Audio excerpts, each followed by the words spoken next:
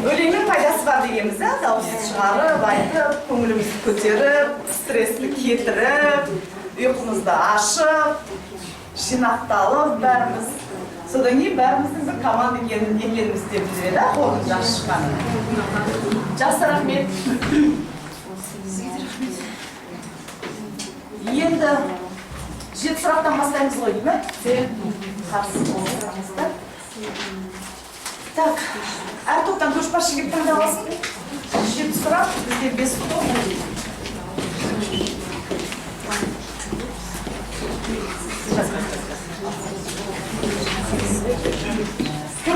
Көрсетіп қойдың, ә?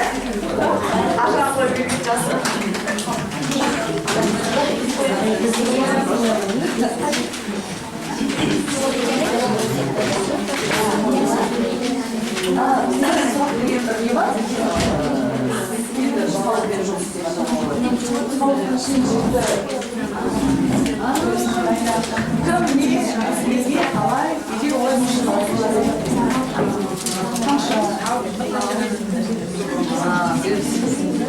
Соны әркімге әдетті өзен көргесін жасап, дәрміқтен жинап оламыз.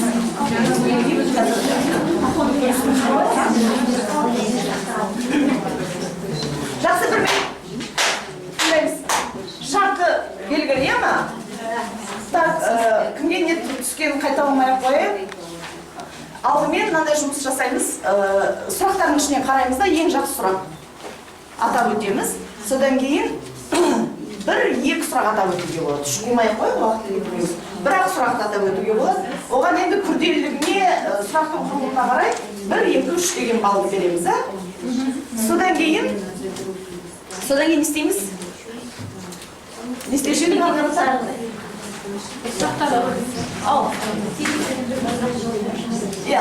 Кезекпен сұрақтарға жауап береміз, бірақ сұрақтың жауабын айту міндетті емес. Дұрыс емес деп қана айтамыз, бағалаймыз. Дұрыс емес деп айтпай қойып, балл болса баллға береміз, балл болмаса бермейміз. Мына неміздің несі кішкене конверт түскен сұраққа байланысты. Сол сұрақпен айналамыз. Әр мына топ мысалы сіздерге түсті, үнемі кім деген сұрақты қояды. Мына топ өздеріне түскен сұрақты қояды. Мына топ үнемі өздеріне түскен сұрақты. Содан кейін шляпыны енді бағана шешіп алдық. Бағалаушы, қалай бағалаймыз? Айнұр бағалаушы бізде? Жоқ, ол жалпы бағалаушы, ол өз бетінше, өз бағалап отырады жеке адамдарға. Ал топпен бағалау? Әр топ келесі топты бағалайды. Кімнің жауап дұрыс болса, ол қоя берсін бағалайды. Жақсы, одан кейінгі топ. Мысалы сіздер екінші топты, үшінші топ, үшінші топ, төртіншіні, төртінші, бесіншіні, бесінші, біріншіні. Бұрынғыдай айдаламыз. Жақсы, алдымен 1-мен 7-ті шығария жақсы сұрақтан құтауға. 1-2-3-ке дейін.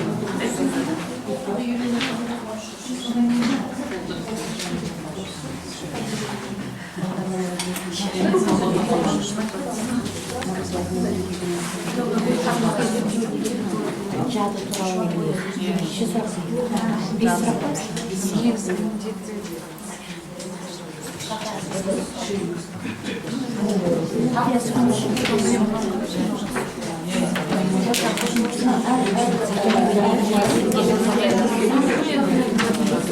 Неге негізделген?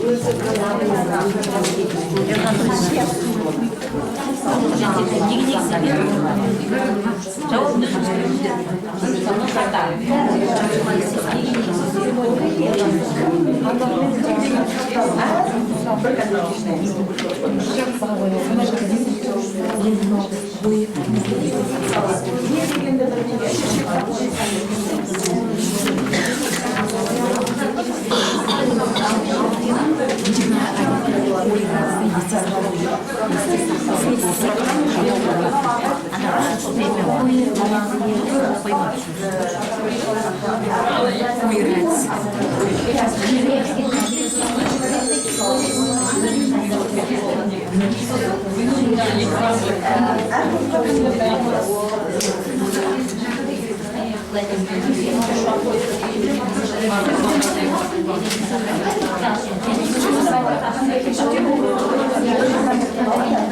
Содан кейін қазір бәрі сұрақтар болып шығады, анализ жасайды.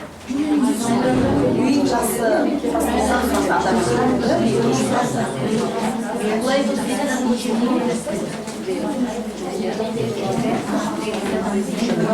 әзір соққан сіз үшін сіз қалған сіз айтамын.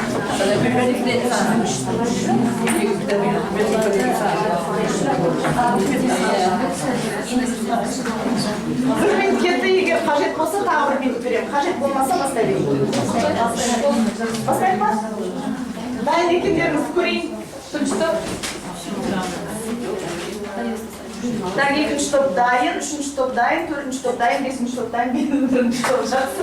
Дайын болса да болмаса, дайын болмады. Жақсы, бірінші топтан бастаймыз, әрине. Бірінші сұрақты жақсы сұрақты атап өтіп, балыңызды қойыңыз, оны өзіңіз жазып отырасыз. Кімге бал қойдыңыз, әрі өзі жазып отырады. Біз мына жерде қарап отырсақ, бізге кім деген сұрақ келді. Осы кім деген сұрақтың, кім не деген өзі қарапайым сұрақтар, онdan ішіндегі сұрақтың барлығы қарапайым екен.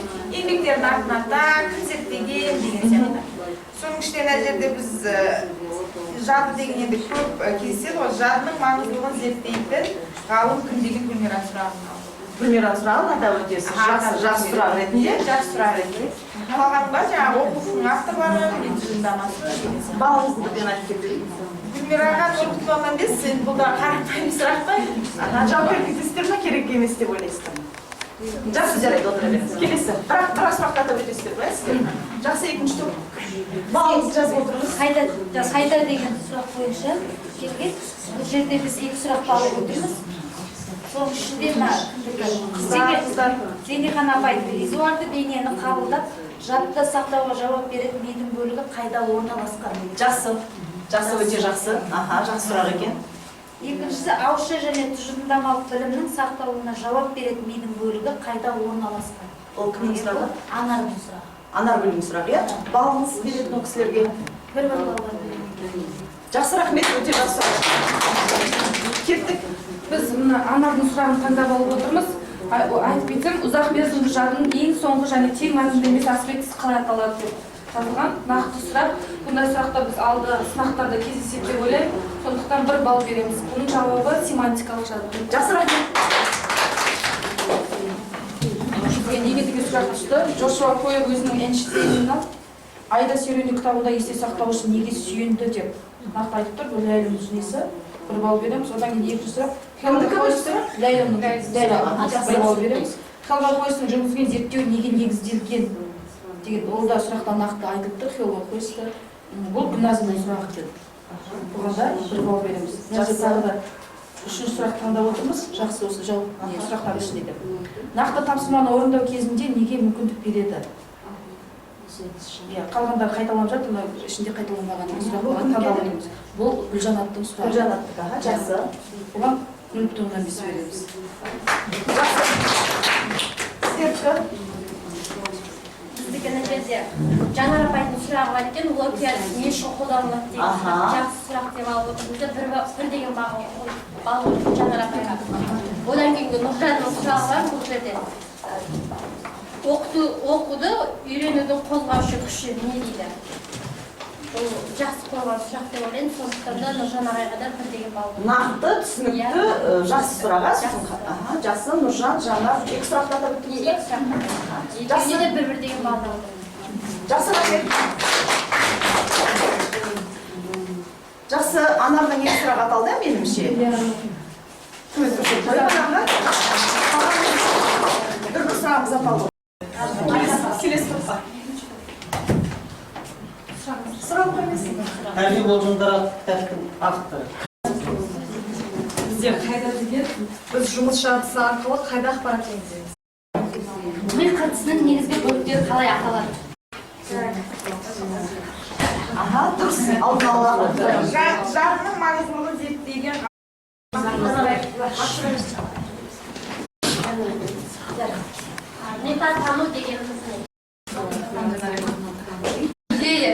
идея мен мүмкіндіктерді алға жылжыту үшін не қажет? Диалог, топ. Ал ашық сұрақ деп есептейік өзіңіз. Жауап бере беріңіз қалай бересіз? Диалог, топтық жұмыс. Идеялар мен мүмкіндіктерді алға жылжыту үшін. Дәлелдеме. Жауабын тыңдап отырсыз. Біз Айнұрға біздің тобымыздан 2 сұраққа жауап бердік, 1 балдан 2 бал бердік. Ол екен біздің сұраққа, бір сұраққа жауап бердік, ол 1 деген бал. Так, 2 бал, 1 бал тағы. Сұраққа жауап бердік. 3-ші топтан Замира 1 бал, Гүлназым 2 бал. 4-ші топтан Анагүл 1,8 бал, Нұржан 1 бал, Арман 0,5, Тайым апай 1 бал. Бұл топ көп бал жинаған сияқты. Жақсы. Көпешке 1 бал, Гүлсімге 0,9, Айнұрға 1 бал, Зиннұрға соңғы жауап берген 0,5 бал. Бұл топтан 3-4 адам бал алды. Жақсы, рахмет. Бірінші топты бағаладық. Ең бірінші біздің 2 сұрағымызға дұрыс жауап берген Айгерімге 2 бал қойдық. Одан кейін Гүлжанат толық емес жартылай жауап берді. Жартыдан кішкене жоғары 0,8 деген бал берді Гүлжанатқа. Одан кейін соңғы біздің сұрағымызға жауап берген Ғалымжан ағай 0,7 деген бал Зиннұр апай қойды. Жақсы. 3 адам бал алды. 4 адам алды. 4 адам алды. Жақсы.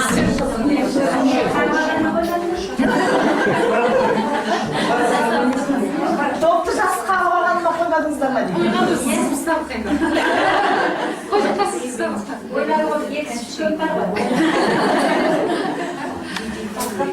Жақсы, қазір енді жаңағы бағалаушыға бере салыңыздар, қай топ көп бал жинаған.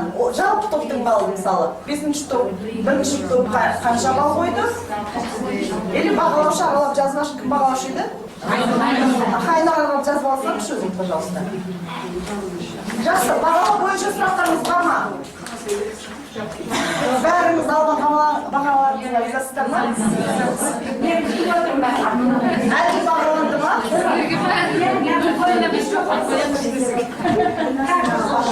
Жақсы бағаладың ба?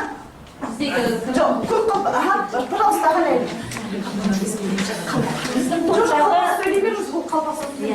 Біздің топтар мысалға кім ағайдың, Арман ағайдың балын дұрыс қоймады деп есептеймін Гүлнұр. Дұрыс жауап деп ойлаймын. Толық болмаса да ол негізінде дұрыс жауап. Терминмен жауап берді. Терминмен болса да дұрыс қой енді. Сонда ол 0,5 алып отыр. 4-ші топ берейсіздер, бір бағын берейік.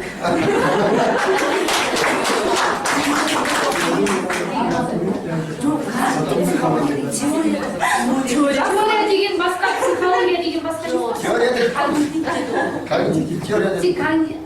Сіз когнитивті психология дегеніңіз теория ойлауды дамыту теориясы деген білесіз.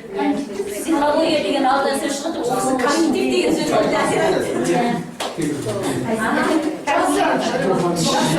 Жақсы, рахмет. Енді шляпа. Біз сұрақты қойғанда бірінші қалай қойыңыз керек? Бірінші сіз өзіңіз ішіңізден оқып алу керексіз, сол сұрақ дұрыс па, мен дұрыс сөйлеп тұрмын ба? Сіздер тұрсаңыз деп ертең оқушының алдына барғанда қайтып айтасыздар, сондықтан ішіңізден бірінші қайталап алыңыз, ол сұрақты өзіңіз дұрыс қойып тұрсыз ба? Содан кейін барып басқа біреуге қойыңыз. Содан кейін жаңа параққа қарап жатыр деп айтып жатыр ғой. Оқушының алдына барғанда параққа қарап сұрақ оқымаймыз ғой. Сондықтан бірінші қайталап жаттығып үйреніп алайық.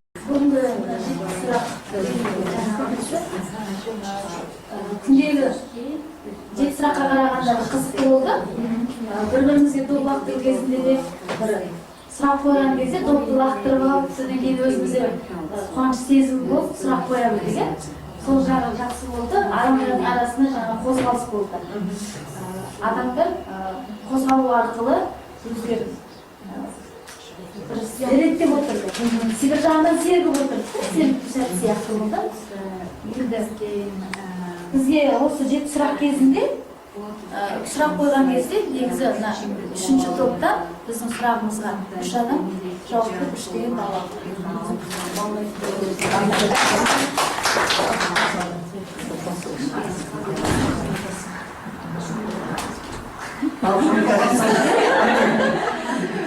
Яғни Бұл кісі көк шырақтың иесі негізі. бірінші бет көз алдыңызға елестеп өтті. Жаңа сұрақтың барлығы бірінші бетке жазған сұрақтар. Соның ішінен біз жинап алып, оның ішінен жақсы сұрақтарды таңдап алдық. Қалдақ бойынша сөйлейтін замечание кедергілер жоқ деп ойлаймын. Сұрақты мақтап тұрып таңдап алдық. Сонымен резервіңізбен оны жүріп өттік. Оның барлығы абайымыздың бізге берген білімін жақсы қабылдады. Сосын біз неге жерде айттым, мектепке барғанда 45 минуттық сабақта көз алдымызға елестетіп отырамыз. Бірден осы 7 сұрақ өстіп айдарым шықса, онда біз үй тапсырмасын сұраудан сабақ қорытындыда көп нәрсе ұтамыз деп ойлаймын. Жақсы 7 сұрақты меңгергеніміз көрініп тұр. Енді не көп сұрақ көп, мен қайтыстап тұрғаным мына кітаптың ішінен қанша сұрақ шығара береміз ғой түрлерін. Ол шатасыз болады. Жауап бере алмай қалып жатқанымыз ол әрине ол теріс жақ болғанмен, бірақ та мені беру керек. Бізге 2 секунд дегенде былай айтамыз ғой ғылыми түрде. Енді бізге кішкене мені берсе ақылдасып жіберіп жауабын тауып қалып сондықтан алдағы болашақтағы сабағымызда осы 7 сұрақты ескеріп, жылдамдықты осы көз алдымызға елестеп отырып, осындай сабақты өте берейік. Жақсы.